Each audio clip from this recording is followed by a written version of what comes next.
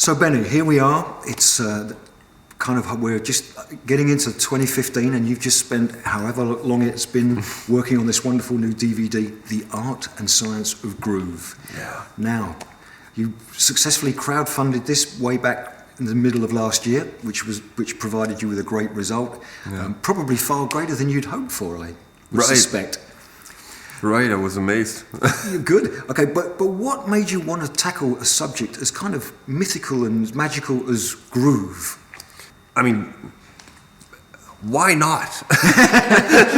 What is more important than like this quality for us drummers? It's like, and often it's viewed as, okay, grooves, we play grooves, but I really got interested in this quality that is groove. Like so fills can groove, and if you drop out for a bar, that coming in, that can be like in groove or not, or in flow or not. And so how does that quality kind of work? Why do two drummers sound different when they play a simple groove? And maybe the tempo is fine and everything, but it still has different qualities. One might grab you more than the other one, where you think like, wow, this is great. And so the reason was, it is viewed very mystically and mythically, and I think it doesn't help in a sense. I really wanted and I did it for myself, to investigate like what makes that difference, and what are the parameters and aspects that play into that. What are these distinctions, and can I come up with exercises, first of all for myself, because when I started, and even after many years of playing, my time was not good, and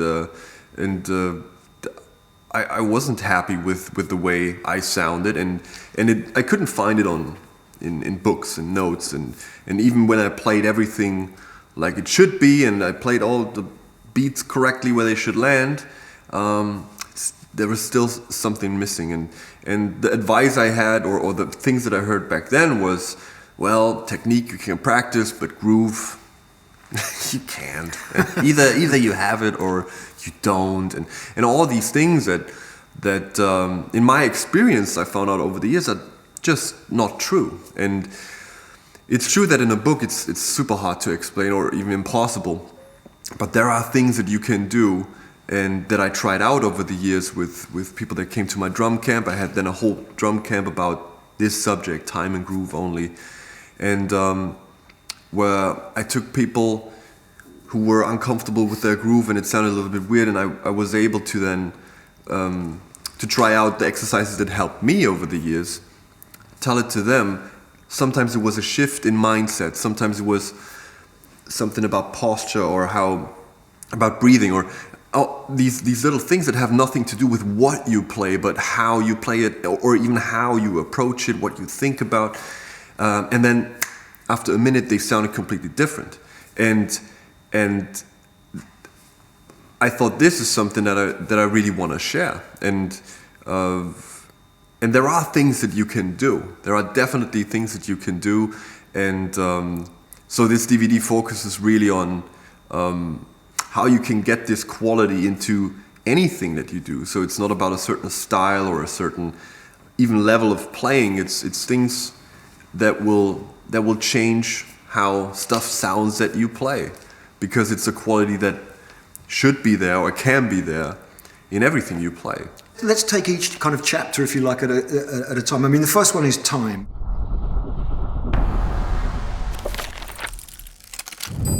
In the time chapter, I talk about like subdivision and the space in between the beats, how important it is to have an awareness of that, and that kind of quantizes or kind of puts things it falls into place, basically, if you know what's in between and you have an awareness of that. And how you do that is if you place the click on the offbeats, for example, which is the first step for many, or you put it on the second 16th or something.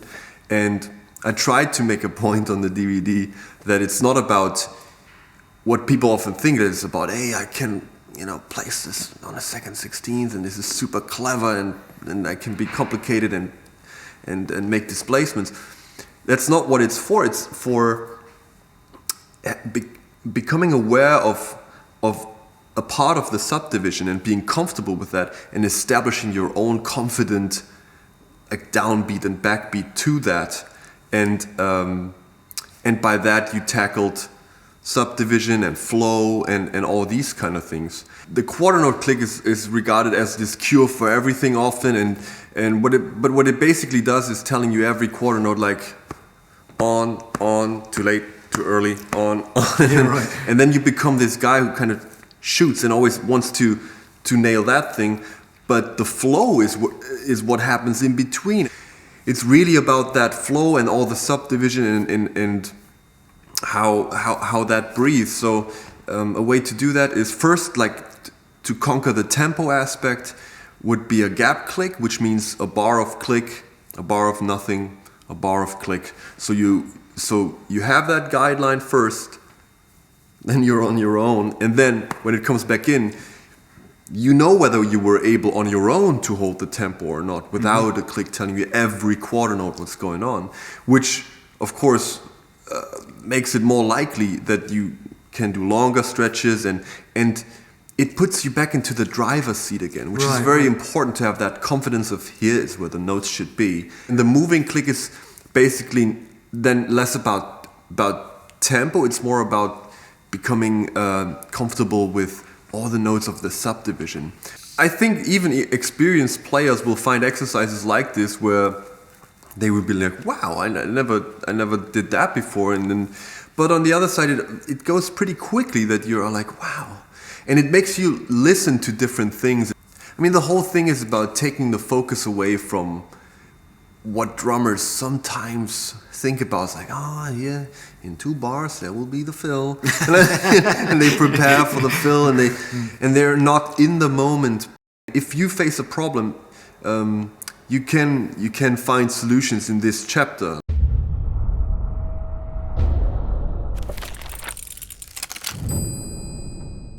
The feel chapter is really about, again, where does this groove thing come from? Like, and where, what are those elements that even work and have an effect without the perfect time aspect? So, because I stumbled across phenomenons and drummers where I was like, okay, the tempo is not like consistent all the time. The subdivision is funky, but I still feel something. It's still great.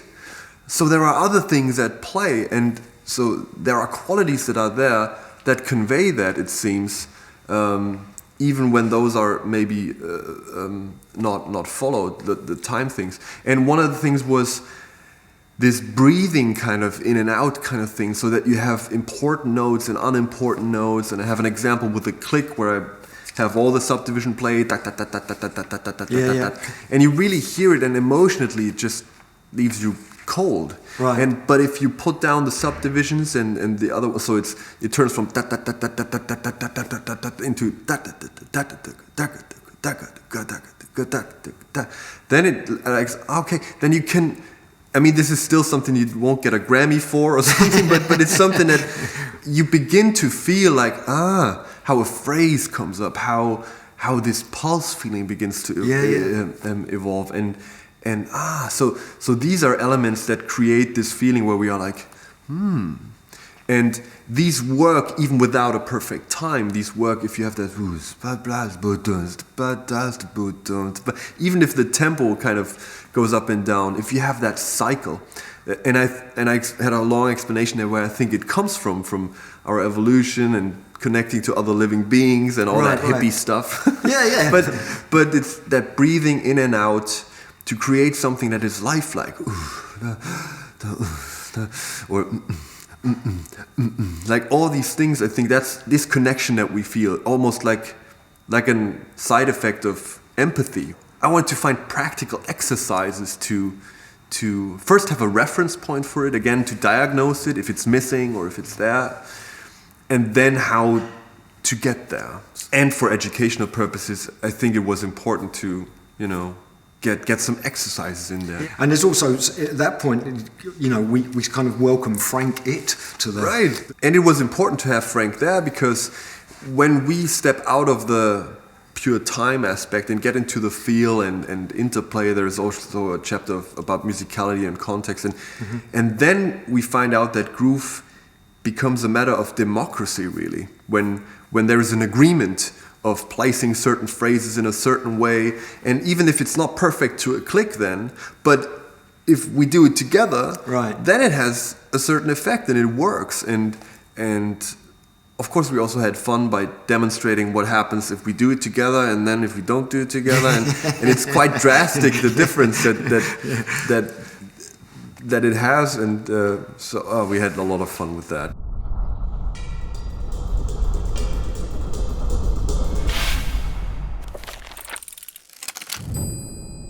So the third chapter in the art and science of groove is all about sound. Well, it was very important for me to have that in there, because sound is often talked about in terms of miking and get a sound for a certain and how to tune the drums, and that's all fine. But in terms of, you can't talk about groove and conveying this feeling without having the sound aspect in it, because again, if you do your timing stuff, everything that's in a time chapter, and you do your feel stuff, everything that has to do with phrases and this pulse feeling and stuff, you do all of that, and you change certain sound things, it sounds like a different style. It sounds like will have more impact or less. It will sound lighter or heavier, and not only sound-wise, but feeling-wise. It will have it will feel different.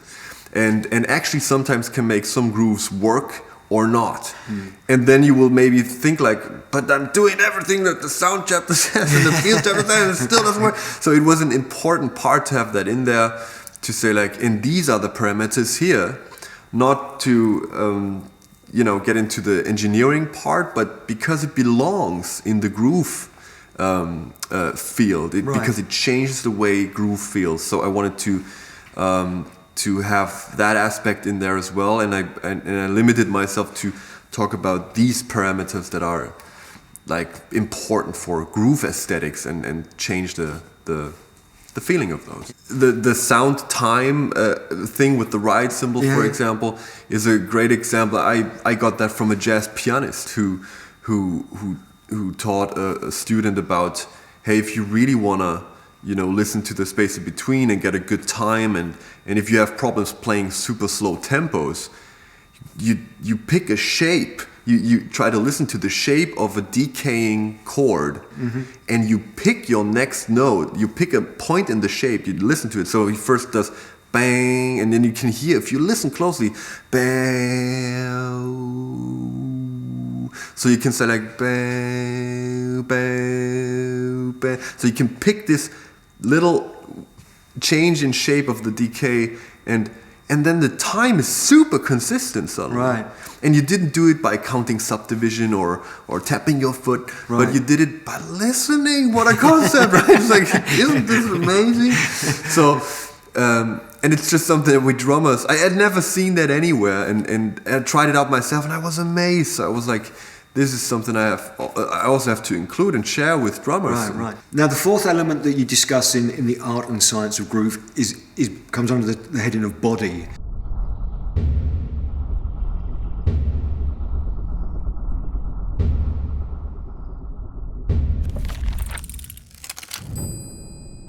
The sound is our medium to get across everything that the DVD is about, where, of course, all the time element is fine, but you have to appear in this world through sound.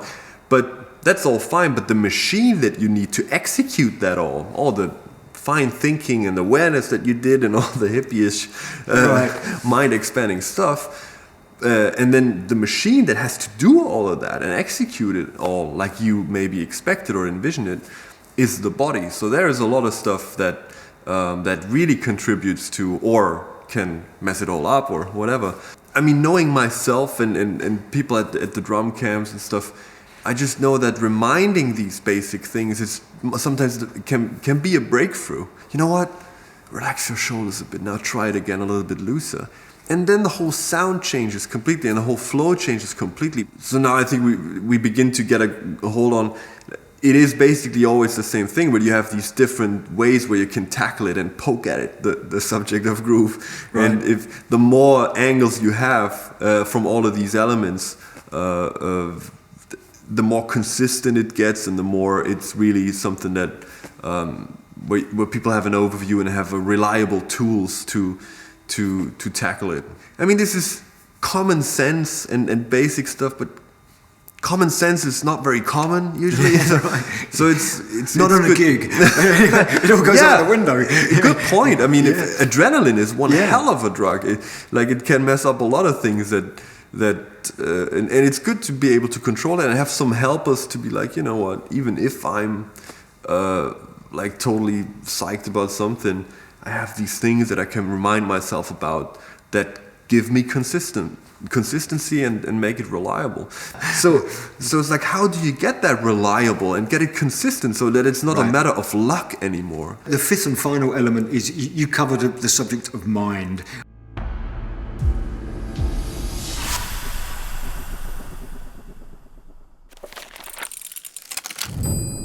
I wanted to get this element in where it's like, hey, what is your aesthetic? What do you want to hear? What is your expectation of how it should sound, how it should feel? And who's the decider there? And is he in the chain there? Is he at play? And so that is an important point.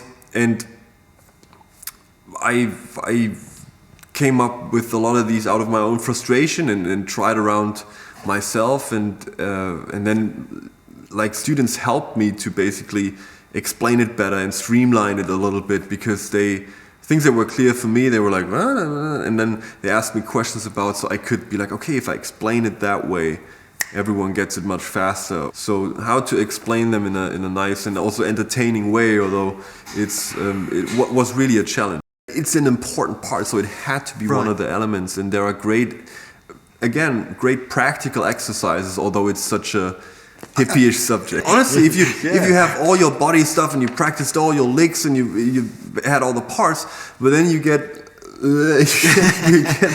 carried away and you start the song off in the wrong tempo, not because you can't play the right tempo, not because you can't play to a click, not because you don't groove or any of that, but just because you didn't take that moment consciously where it's like, I have enough time.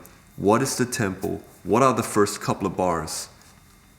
And then you start the song, and it's exactly there. And then you can use all the other good things. Yeah.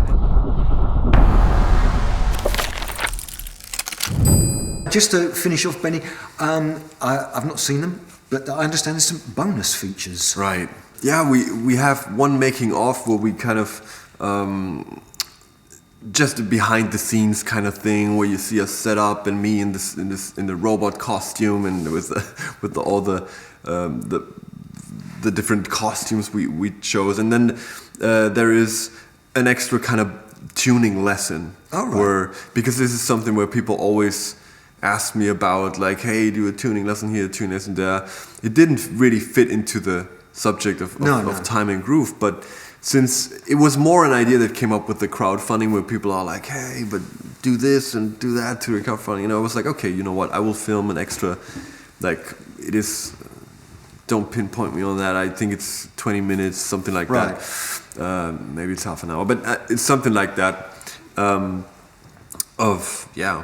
me going through, also busting some myths that I think are floating around about tuning. I think people make it more complicated than it has to be. Right. And how I get my sound and what I do. We have to kind of briefly talk about the success of the crowdfunding, obviously, which allowed you to really produce such an outstanding DVD. I had a wish list and a must-have, kind of, and some of the things were in the must-have, some were in the wish list, and in the budget that we tried to achieve, it was kind of half and half. I mean, I wanted it to be, you know, a production that really does the subject justice and really where I feel like, you know, if we do it, we will do it right. But there was this other stuff where we exceeded our goal money-wise, and then I was like, oh man, we can do all that stuff as well. We can totally go crazy and do it exactly as I imagined it in my wildest dreams. So we did, like, there are special effects in it, and there was like illustrations where we use things that just pop up, and it's all like in the service of the educational thing. We didn't do it to show off, but it really helps to put things across and use metaphors for explaining these things, and yeah, it's definitely due to about 4,000 people who really made this, helped me to make this happen and put this into reality. So well, it's an amazing thing.